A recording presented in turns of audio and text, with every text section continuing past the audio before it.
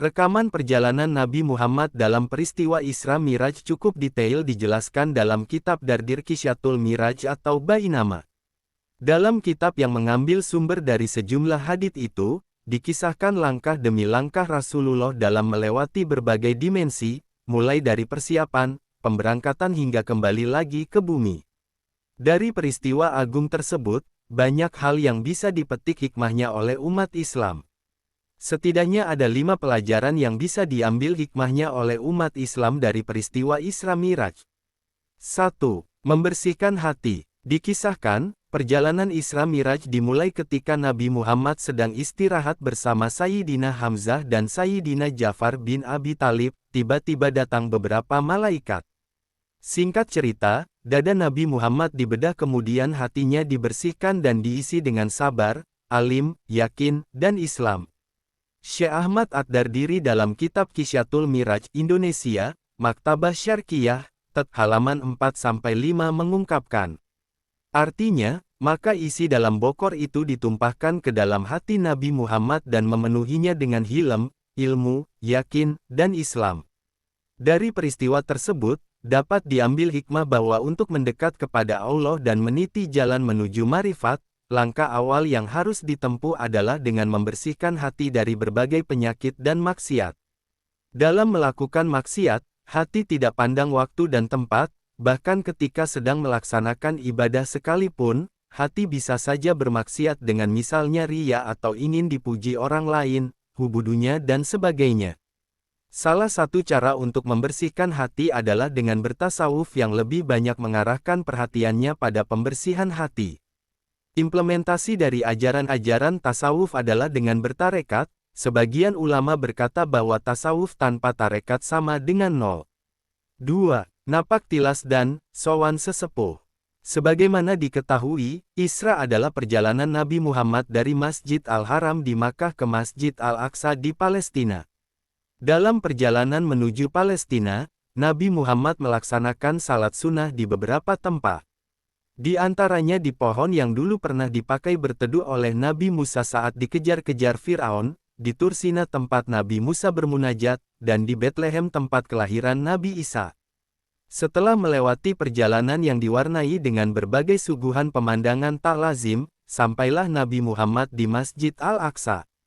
Di sana Nabi Muhammad berjumpa dengan para nabi dan rasul kemudian melaksanakan salat berjamaah, Nabi Muhammad menjadi imamnya.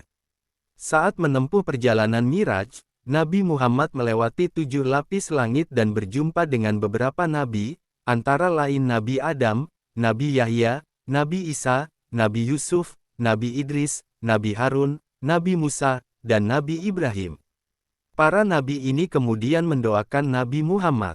Hikmah yang bisa diambil dari peristiwa tersebut adalah pentingnya napak tilas jejak para pendahulu dan leluhur serta sowan kepada para sesepuh ataupun senior. Kehadiran kita ke alam dunia ini tidak pernah lepas dari peran serta para pendahulu. Kita juga bisa meminta doa dan wejangan dari sesepuh atau senior karena mereka tentu memiliki banyak pengalaman dalam melakoni kehidupan ini. 3. Punya pembimbing. Perjalanan Isra Miraj Nabi Muhammad tidak ditempuh sendirian, melainkan ditemani sekaligus dibimbing oleh malaikat Jibril. Setiap ada pemandangan tak lazim, malaikat Jibril selalu menjelaskan gambarannya. Misalnya, di perjalanan Nabi Muhammad menyaksikan sekelompok orang yang menanam kemudian langsung panen, setelah dipanen langsung berbuah lagi, terus-menerus seperti itu. Malaikat Jibril menjelaskan bahwa mereka adalah umat Nabi Muhammad yang berjuang di jalan Allah serta orang-orang yang berinfak dengan harta, pikiran, dan atau tenaganya. Selain itu, Nabi juga melihat pemandangan sekelompok orang yang memakan daging mentah serta busuk, padahal di samping mereka ada daging masak yang lezat. Malaikat Jibril kemudian menjelaskan bahwa mereka adalah gambaran umat Nabi yang berselingkuh dan berzina, padahal di samping mereka ada istri saleha atau suami saleh. Selanjutnya, malaikat Jibril tidak terlibat saat Nabi Muhammad bertemu dan berdialog dengan Allah di Sidratul Muntaha.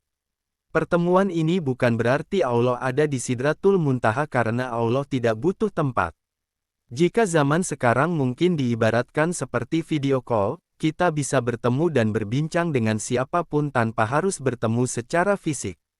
Adapun hikmah yang bisa dipetik adalah tentang pentingnya mempunyai seorang guru mursyid atau guru spiritual yang bisa membimbing dan menunjukkan jalan menuju Allah. Perihal marifat atau mukasyafah, hal itu biasanya tergantung pada kapasitas murid. Guru mursyid hanya menghantarkan. Pentingnya mempunyai pembimbing tidak hanya pada urusan agama, urusan dunia pun misalnya usaha atau bisnis, perlu ada guru atau mentor. Mereka akan membimbing dan mengarahkan langkah demi langkah dalam meniti jalan bisnis agar bisa cepat sampai pada puncak kesuksesan. 4. Bahan introspeksi. Saat perjalanan Isra Miraj Nabi Muhammad menyaksikan beberapa pemandangan yang mengerikan, seperti melihat orang-orang memakan daging mentah sebagaimana disinggung sebelumnya. Ada juga pemandangan sekelompok orang yang terus menumpukkan kayu bakar, padahal pundaknya tidak mampu mengangkut kayu itu. Diketahui, mereka adalah orang-orang yang tidak mampu menanggung amanat. Selanjutnya, ada pula orang-orang yang berenang di sungai darah, mereka adalah pemakan riba. Ada juga orang-orang yang lidahnya digunting, mereka adalah ahli nasihat kepada orang lain namun dirinya sendiri malah tidak menjalankan nasihat itu. Pemandangan lain adalah sekelompok orang yang mencakar dada dan wajahnya sendiri. Mereka adalah orang-orang yang suka mengumpat dan menyebarkan aib orang lain. Selain itu, ada beberapa pemandangan buruk lain yang menjadi gambaran umat Nabi Muhammad. Dari peristiwa ini bisa menjadi bahan muhasabah atau introspeksi, mungkinkah kita masuk dalam kelompok orang-orang yang digambarkan mengerikan itu? Nauzubillah summa nauzubillah min zalik. 5. Mengutamakan salat. Sebagaimana diketahui, oleh-oleh dari perjalanan Isra Miraj ini adalah kewajiban ibadah salat 5 waktu. Mulanya, Allah mewajibkan umat Islam melaksanakan salat 50 waktu dalam sehari semalam. Saat turun dari Sidratul Muntaha, Nabi Muhammad bertemu dengan Nabi Musa, ia kemudian menyarankan agar Nabi Muhammad memohon ruhsya atau dispensasi kepada Allah. Singkat cerita, dari 50 waktu itu akhirnya hanya 5 waktu saja yang diwajibkan dalam sehari semalam. Dengan adanya peristiwa Isra Miraj ini tentu menjadi pengingat bahwa umat Islam harus mengutamakan salat. Salat adalah perintah istimewa dari Allah, perintah ibadah selain salat diturunkan kepada Nabi Muhammad di bumi melalui malaikat Jibril sedangkan untuk perintah salat, secara khusus Nabi Muhammad diangkat ke langit. Salat juga merupakan media komunikasi Allah dengan hambanya, bahkan disebutkan bahwa salat itu adalah mirainya orang mukmin. Dalam kondisi darurat pun, ada beberapa penyesuaian dalam fikih yang berkaitan dengan salat. Misalnya jika sedang dalam perjalanan, ada jamak dan qasar, jika sedang sakit bisa sambil duduk, berbaring atau dengan isyarat. Hal ini menunjukkan bahwa tidak ada alasan untuk meninggalkan salat 5 waktu. Wallahu a'lam bishawab.